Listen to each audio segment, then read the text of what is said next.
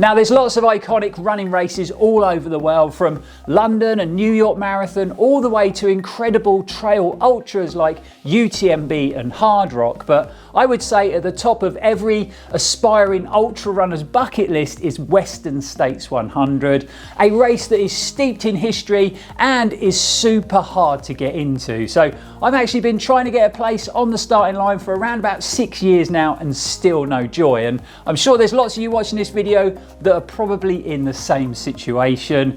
I'm actually filming this video on the 7th of December, and any runners that put in for next year's race through the ballot, today is the day when we find out whether we've been lucky enough to get a slot on that starting grid. So without further ado, let's dive into the video and find out if I need to book some flights to the US next year.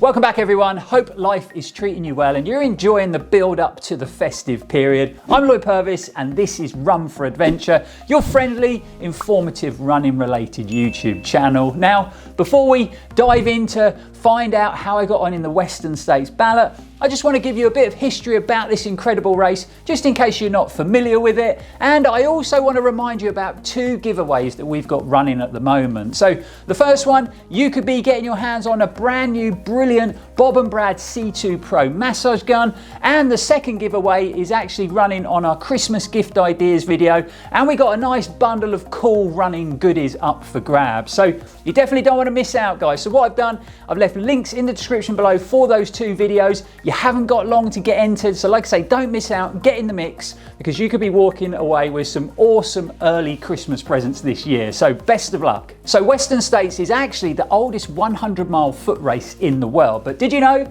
it actually started as a horse race in 1955, but in 1974 Gordy Ainsley's horse was unfortunately lame, so he thought he would try and take the race on his own 2 feet. So he lined up with all the horses and all the riders for the Western States trail ride, just to see if he could complete it without his horse. Now, a lot of people thought he was crazy, they thought it was impossible, they thought he'd never do it, but come the end, he actually crossed the finish line in Auburn in a very impressive 24 hours and 42 minutes. Moving on to 1977, and the board of directors of the Western States Run was founded as part of the Western States Trail Foundation, and 14 new runners from 4 different states lined up at the start line of the first ever Western States endurance run. Only 3 runners made it back to the finish line, with the win going to Andy Gonzalez in a brand new record-breaking time of 22 hours and 57 minutes. The following year, 1978, the race dramatically increased in interest and participation, and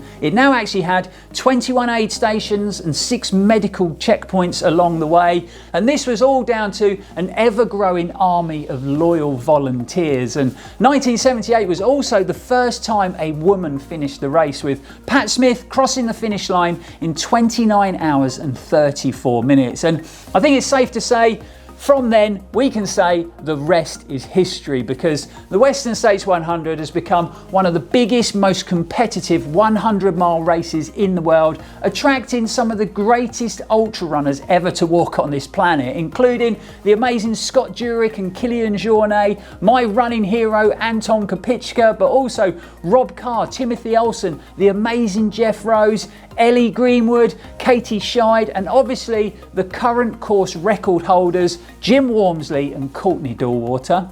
In 1984, the Granite Chief Wilderness was created under the provisions of the 1964 Wilderness Act.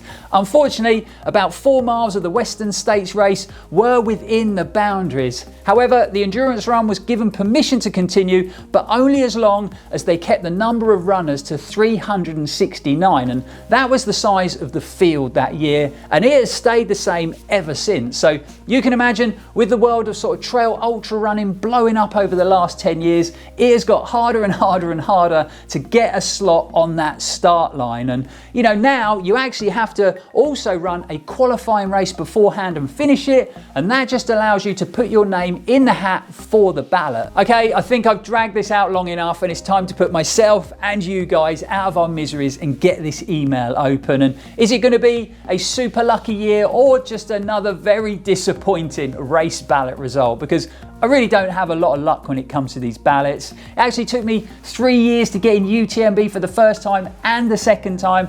And I must have put in for London Marathon 6, 7, 8 times. I've lost count now, and I've never been on the start line of that race. So I think I am due some luck. So let's get on with it and let's open up this email. Okay, so let's hit the link to the Western States Endurance Run website, which we're on.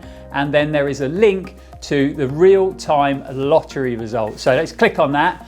So there's 369 places in the race on the starting line, but there's only 257 up for grabs when it comes to the ballot. So you actually have some people on the wait list, and you have some golden ticket entries as well. So you can actually win a golden ticket entry to the Western States 100 if you finish on the podium in some of the golden ticket races, I think. Obviously, I'm nowhere near quick enough to do that, so it's gonna always be through the ballot for me. So 257 entries have been picked out, so let's take a look at the list.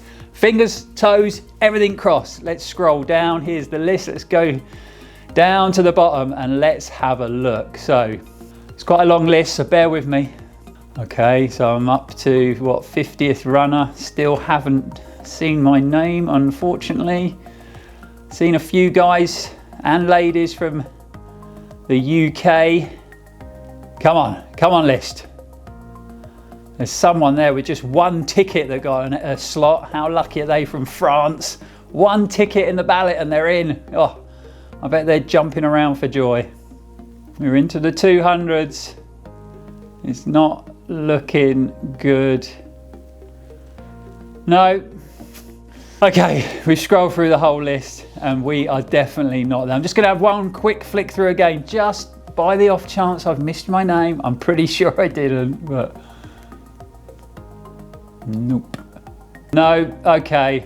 Another disappointing race ballot, unfortunately. Let's put the phone down. But we're not going to be too sad about it. You know, I never get my hopes up for the Western States ballot because, you know, it really is a slim chance of getting in. And hopefully I can do another qualifying race next year and put in for the race. Every time you put in, your chances through the sort of tickets or your names in the hat, in the ballot, they improve. So, you know, those odds get better, but still very slim chance. And we've been holding off, sort of penciling in our race calendar for next year, planning next year's adventures, to see what happened with the Western States, because obviously it's a massive race, you know, lots of planning involved. You need a support crew. We'd be going out to the States. It'd be good to go out there a bit earlier and climatise. So we were waiting to find out the results of the ballot. Unfortunately, no Western States for me this year. I hope if anybody's watching this, they did get in, well, best of luck to you. You know, I hope you're super excited at taking on one of the most amazing ultra marathons in the world. But obviously, we're not going to Western, but we would still like to come out to America and do a race of some description. So any of our US viewers watching, get in the comments below. Give us some advice as far as races go in the US. What races would you recommend? You know, something maybe like a 50 mile or 100K, maybe even a 100 miler. So yeah, get in the comments. Let us know some amazing races out in America. I know there's plenty of them. Speaking of amazing races, we have just uploaded our latest episode in our Road to Jordan series, where you follow us through the first epic stage of the race. If you've ever thought about doing a multi-stage race or a desert race, then it's definitely worth watching, because it really does highlight how incredible that type of running is. You know, we had an amazing experience, and hopefully now we know where we're going next year, now we know what we're doing, we can start to pencil in a few races into the calendar and have some incredible experiences next year like we did this year. But yeah, unfortunately no Western States for me in 2025. But thanks for tuning in. Thanks for going through the results live with me on camera. Like I said, it would have been awesome if we had got in. I think I would have freaked out completely. But yeah, thanks for joining us for another video. Hope you've enjoyed it. We'll be back on the channel very, very soon. And as always, stay safe and keep on running. And that just allows you to put your name in the hat for the ballot. Ballot? Meh. Gordy Ainsley's horse was unfortunately lame, so he thought he would take the race on foot, and he lined up with all the horses and all the